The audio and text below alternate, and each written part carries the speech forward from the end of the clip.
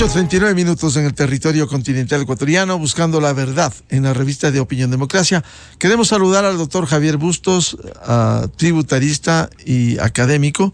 Lo invitamos a un diálogo para que nos explique. Se ha hablado, no se ha concretado aún, se ha hablado de la posibilidad de una reforma parcial tributaria, de manera especial para atender lo que fue materia de crítica cuando con la reforma tributaria del 2021 entró por Ministerio de la Ley por irresponsabilidad de la actual Asamblea Nacional y subió, en el caso de la clase media, bajó el techo para tributar, especialmente el impuesto a la renta. Hoy se habla de un techo hasta $3,000.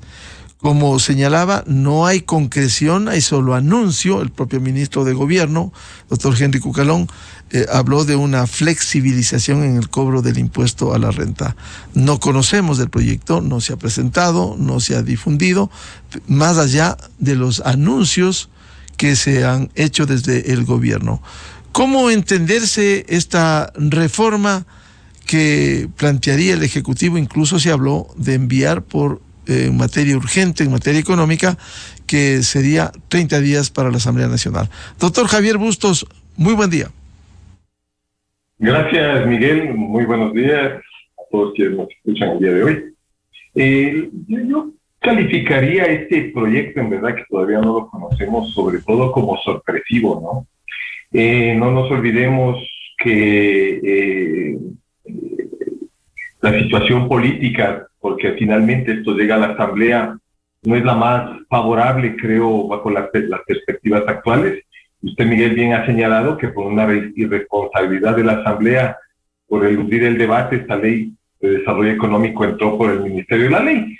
De hecho, tal es así que no preveíamos un texto de reforma que el propio presidente anunció y emitió un decreto en este sentido, que el ISD bajaría al 2% a partir de enero del año siguiente, en virtud de una ley que había decretado la inconstitucionalidad del incremento del impuesto a la serie de divisas. Entonces, como que se acogía ya esa ley y no iba a presentar una ley nueva. Entonces, sorpresiva por ese tema. No ha habido, con seguridad van a haber otros temas, porque aparte, frente a una situación económica en la que han disminuido los rubros que nos ingresan por el tema de exportaciones de petróleo, un déficit fiscal alrededor de los $1,680 millones, una reducción que ya va a haber del ISD para el próximo año y una disminución también en la recaudación tributaria en este primer trimestre del 8% frente al año anterior. Promover una propuesta de reforma que tendría una disminución, no sabemos exactamente, entre 100 o 200 millones, resulta ante todo sorpresiva. En todo caso, lo que parecería ser que va a ocurrir, o como está enviado el texto, porque luego ya sabemos que un texto es el que genera el Ejecutivo y luego llegará a la Asamblea, que puede transformarlo tranquilamente en un Frankenstein a este proyecto de ley. No nos olvidemos también que el año anterior, de por medio hubo un proyecto de ley de la Asamblea Nacional derogando la Ley de Desarrollo Económico, que fue decretado inconstitucional por la Corte Constitucional, determinando que la iniciativa para modificar el régimen tributario es exclusiva del presidente y no de la Asamblea Nacional. En todo caso, más allá de este tema político, ya en la parte técnica, al decir de lo poco que ha señalado el ministro de Finanzas ante un desliz que dio el ministro Cucalón de que venía una reforma tributaria, es volver a un tema que los ciudadanos ya lo conocíamos antes de la reforma. Es decir, tener una deducción en gastos. Esta deducción en gastos antes de la reforma estaba alrededor de los $11,400, hoy se habla de 15,200, estaría alrededor de ese tema, para alivianar a través de una mayor deducción de gastos personales. No nos olvidemos también que antes de la reforma la tabla de impuesto a la renta de personas naturales llegaba hasta el 35% y hoy por hoy llega hasta el 37%. ¿Qué tan efectiva podría ser esta reforma si como, no digo que sea de conocimiento general, pero quienes estamos en este ámbito también, siempre que hemos visto reformas tributarias, se han anunciado que son para los ejercicios posteriores, es decir, no esperaríamos tampoco que esta reducción se visibilice o sea efectiva en el 2023, considerando que las reformas que afectan impuestos anuales, como es el impuesto a la renta, entran a partir del 1 de enero del año siguiente. Entonces, con seguridad y con más certezas podremos comentar algo ya cuando tengamos algún proyecto presentado. Doctor Javier Bustos, ¿sería un alivio, al menos algo que fue criticado, el reducir prácticamente al 50% los gastos personales? Al punto que hay gente que o tiene un crédito hipotecario para pagar su vivienda, se ve limitado, o los gastos de salud, porque había este techo que bajó al 50%. Al subir, ¿sería un desahogo para quienes pueden deducir gastos en el impuesto a la renta? Por supuesto, es decir, estos temas de reforma tributaria tienen una particularidad porque hay que verlos desde dos lados, ¿no? Desde los contribuyentes, por supuesto, pero también desde el Estado. En todo caso, en eso no cabe duda. Eso, sin duda, es un alivio para las personas, de acuerdo a lo dicho por el director general, donde hubo una mayor, no afectación, pero sí donde el gravamen o la reforma fue de mayor impacto fue a partir de sueldos o remuneraciones de $900 anuales en adelante. Mientras más alta es la remuneración, más grande. Entonces se ha anunciado que justamente este ajuste o este rango va para esos rangos de sueldos de $900 a $3,000, que en cantidad de personas es un grupo del 5, el 8% de los ecuatorianos. Habría que ver exactamente porque buena parte de la población recibe ingresos menores a este rango, ¿no? Doctor Bustos, le vamos a rogar, vamos a llamarle por la línea telefónica, manténgase en el video para mejorar la señal de audio. Doctor Bustos, quería preguntarle esta flexibilización que haría en el cobro del impuesto a la renta, este aumento de los gastos personales, ¿cuánto pudiera afectar al fisco en la reducción de ingresos, a sabiendas que ha ido creciendo el cobro de impuestos de manera especial, o el IVA o el impuesto a la renta? ¿Cuánto pudiera afectar a la caja fiscal o reducir los recursos en este sentido, por favor? Dentro de, obviamente, también la Constitución exige que toda reforma tributaria debe estar acompañada de un análisis económico. No nos olvidemos que hablar de materia tributaria es hablar de un tema esencialmente, o debería ser un tema esencialmente técnico antes que político. Entonces, en el proyecto de ley, en los antecedentes deberían estar el valor del sacrificio fiscal de estos temas, que algunas personas hablan de 100 o 200 millones en todo caso, y también de alguna forma yo creo que este gobierno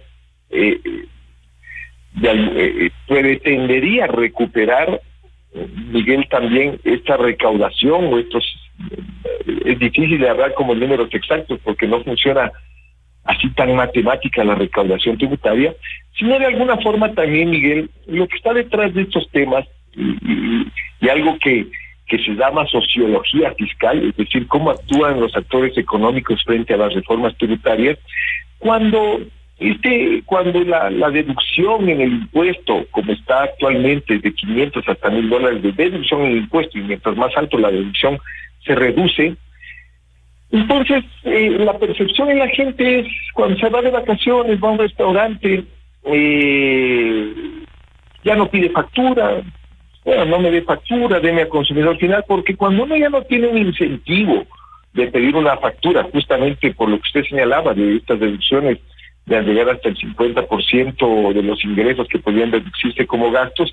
Entonces, otra vez podría ser que esta medida de limitar los gastos para aumentar la recaudación dejó a otros actores económicos que cumplían o estaban cumpliendo de mejor manera el pago de los impuestos, cuando los contribuyentes o los ciudadanos de a pie ya no les interesa pedir factura, vea, no me dé factura, no me cobre el IVA, sáquenme a consumidor final. Entonces, el tema de la facturación y todo funciona, yo creo, muy y bastante bien, y ahora con la facturación electrónica, pero en Quito, Guayaquil, Ambato, Cuenca.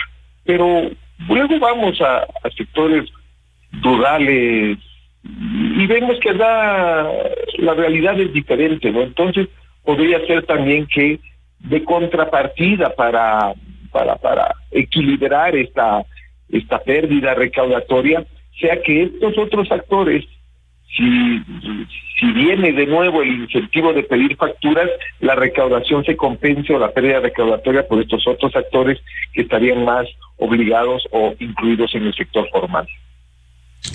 Doctor Bustos, hay riesgos de este proyecto que el Ejecutivo anuncia al ir a un ámbito político. Como usted bien ha dicho, este es un tema técnico, pero va a la Asamblea porque ese es el procedimiento para una reforma legal. No se corre el riesgo de que una reforma técnica sea manoseada, como acostumbran estos asambleístas, y se porten demasiado dadivosos y en lugar de 3.000 pongan la base 4.000 o lo que fuera. ¿Hay un riesgo de que se manipule políticamente una reforma que debiera ser técnica y manejada con responsabilidad? Totalmente. A mí eso es lo único que no me cabe duda, o por lo menos de esta asamblea, y yo creo que a nadie le cabrá duda que cada quien querrá meter mano, no mano, sino machete a la reforma y topar otros sistemas del tema tributario. Seríamos ingenuos pensar que va a tener un tratamiento técnico frente a la luz de lo que pasó en la Ley de Desarrollo Económico y frente a una iniciativa que fue presentada y declarada inconstitucional por la Corte.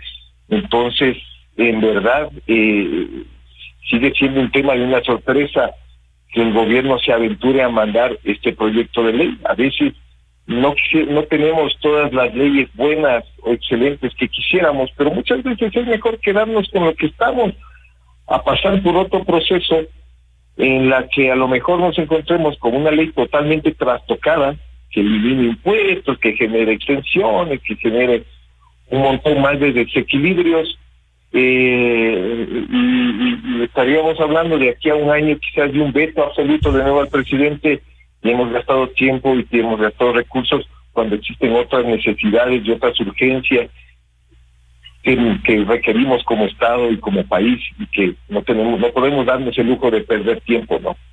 Ahora, lo ideal sería concertar desde el gobierno, si tiene esta intención el gobierno de beneficiar de nuevo en el pago del impuesto a la renta, hablar con la Asamblea para que entiendan este tema, pero eso resulta extremadamente difícil por los hechos que han cumplido desde la Asamblea Nacional con todos los proyectos que ha remitido el Ejecutivo.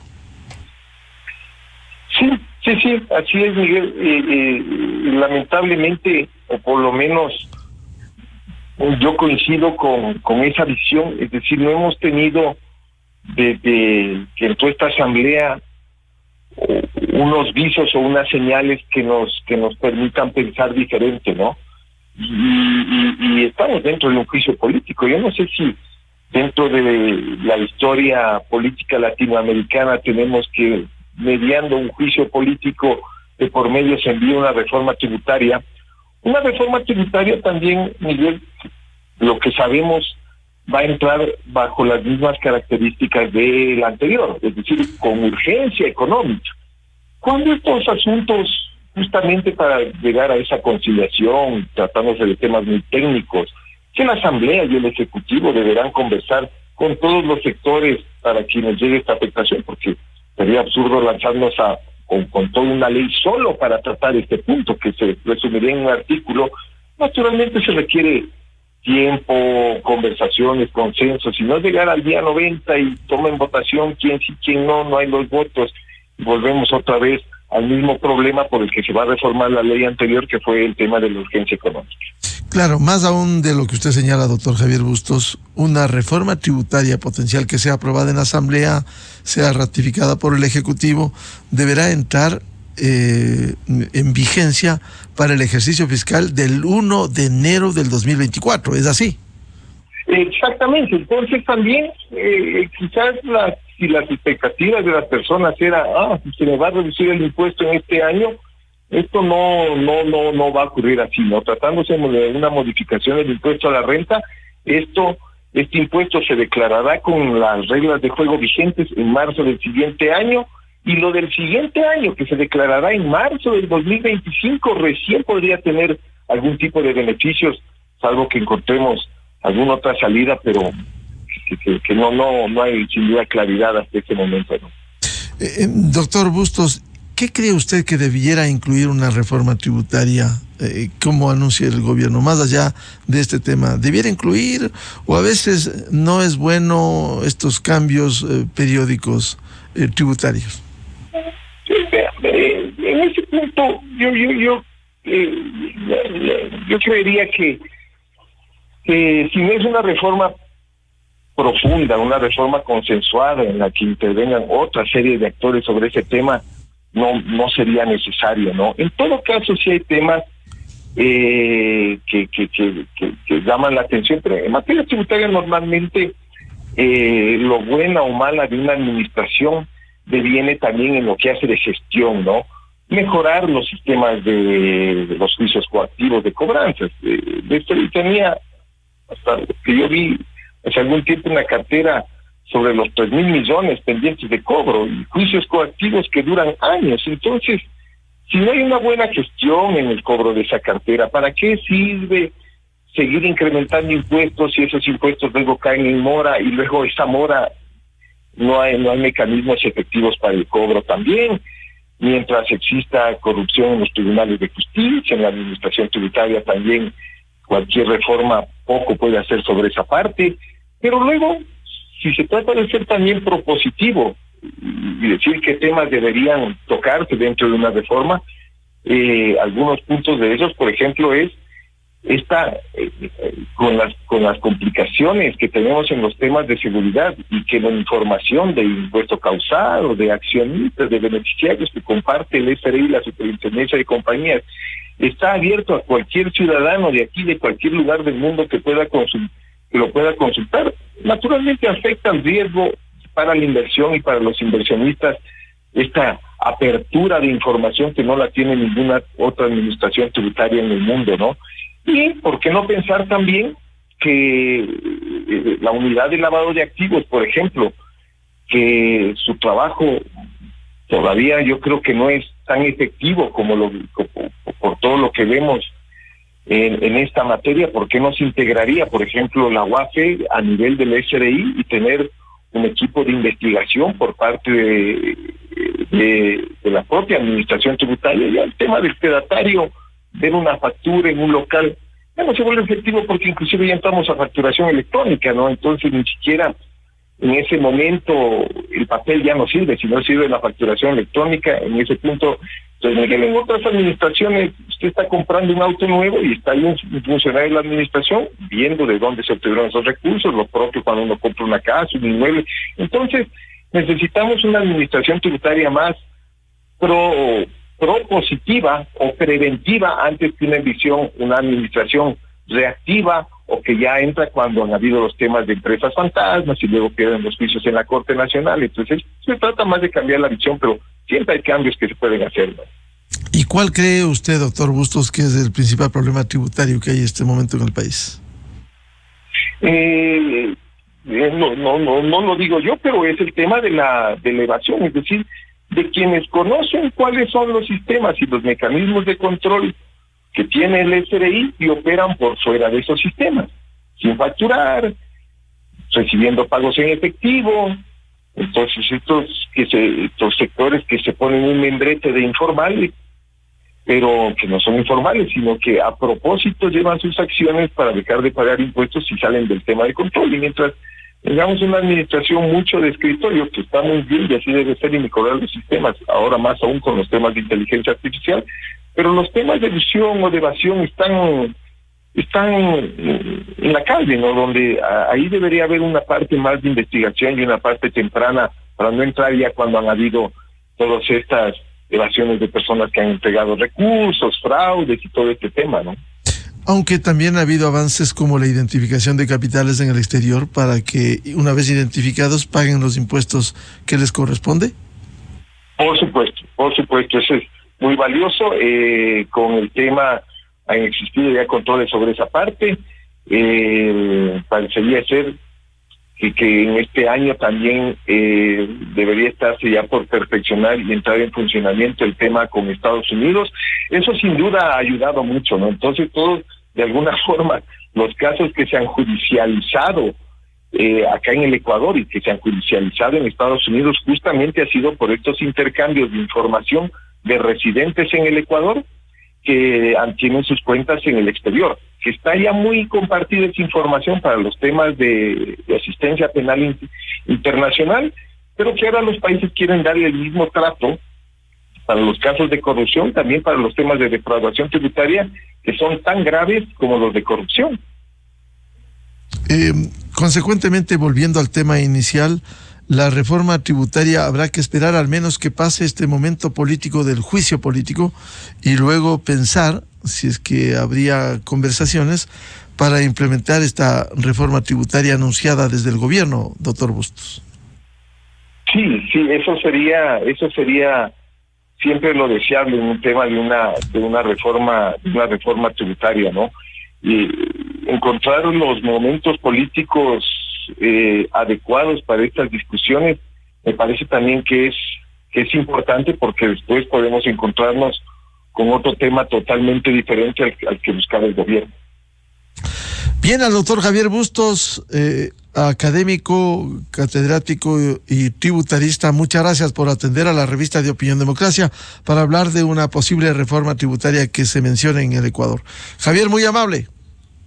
Con gusto, Miguel. Un buen día para todos. Gracias. Muchas gracias. Muy buen día. Buscando la verdad, iniciamos y cerramos la jornada de entrevistas y debates, la opinión diversa y libre en la revista de Opinión Democracia este martes 9 de mayo.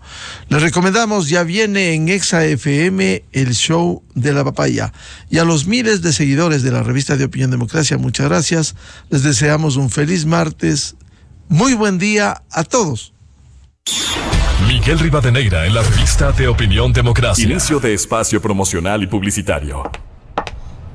¡Uy, qué rico huele! Ma, estoy horneando un pastel para ti. Ya decía yo que olía a vainilla. Quiero probar. A ver, sírveme un pedacito. Un corazón tan grande merece un premio igual de grande. Durante el mes de mamá, gana $20,000 por tus consumos con tarjetas Banco Pichincha. Además, recibe un bono de millas Pichincha Miles y difiere hasta